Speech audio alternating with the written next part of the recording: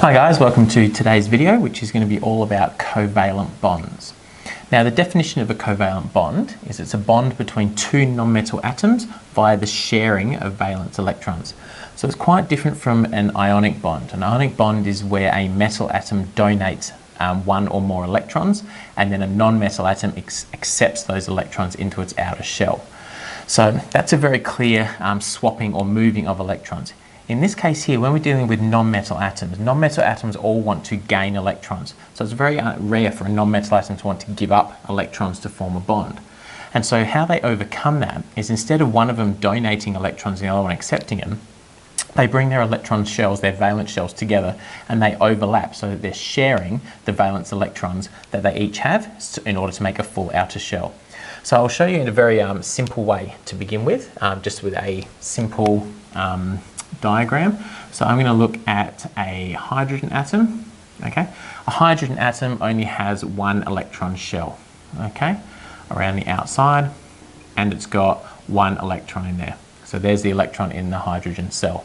A chlorine, okay, a chlorine over here has 3 electron shells, so it's got one there with 2 electrons, that one with 8 electrons, and then its outer shell, its valence shell around here, because it's in group 7, has 7 electrons around it, okay, like this.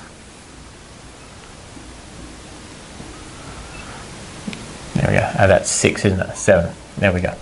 All right, so what the chlorine wants is that wants 1 electron to fill its outer shell. The hydrogen can hold a maximum of 2 electrons to fill its outer shell as well.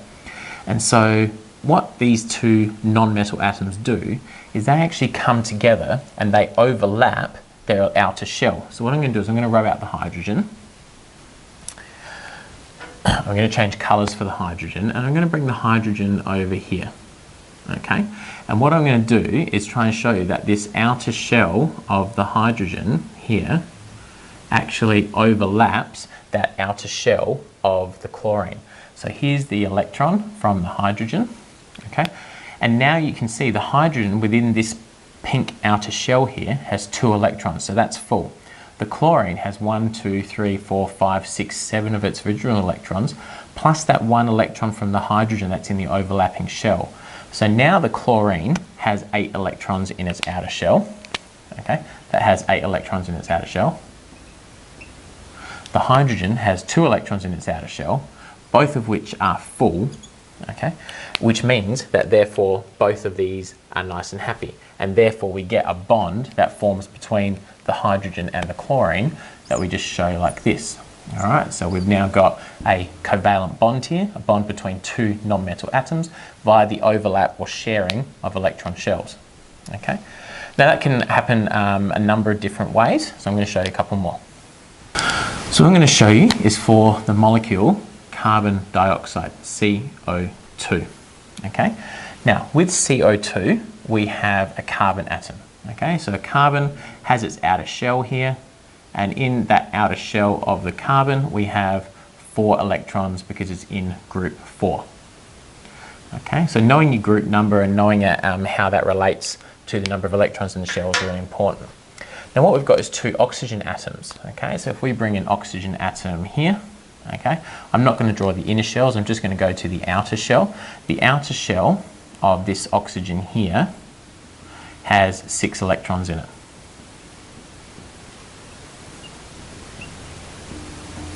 Okay, and then we've got another oxygen over on this side as well, which in its outer shell also has 6 electrons as well.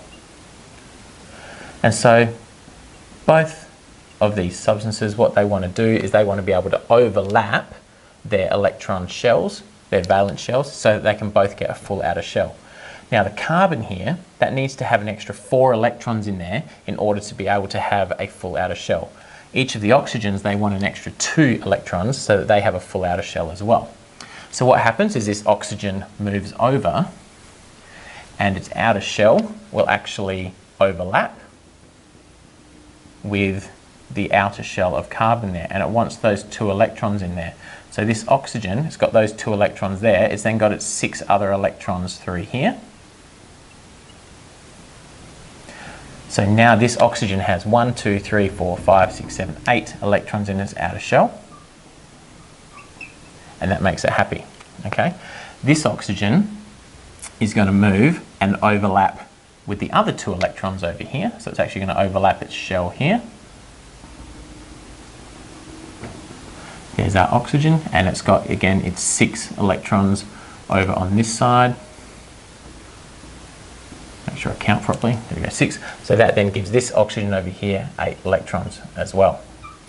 So both oxygens are happy now. They've got a full outer shell. If we have a look at our carbon, now following through the pink line, we've got 1, 2, 3, 4 there. But what we've got to remember is that these shells are overlapping. So this electron here and this electron here actually exist in here, okay? So if we rub these ones out, when we're looking at the shells, what you can now actually see, okay, is that we've got 2 electrons from the oxygen that overlap in here, inside the carbon, all right? And we've also got 2 electrons from this side, this oxygen, which overlap, okay? And I haven't drawn this super well, sorry, but I'm just trying to get the point across that we're overlapping the shells. And you can see here that again now the carbon has 8 electrons around it as well. And those 8 electrons around the carbon mean that it's actually really, really nicely stable as well. So in reality, if we were drawing this up, we'd probably have the carbon around the outside and we'd have all the electrons sitting on the shell in the same way. But I'm just trying to get across the point that we overlap our shell. So this oxygen overlaps so that 2 electrons are in the shell with the carbon. This oxygen overlaps so 2 electrons are in that shell with the carbon as well. So the carbon has a full outer shell and the oxygens have a full outer shell as well. So that's the principle of covalent bonding, where we have a bond between 2 non-metal atoms via the sharing of valence electrons.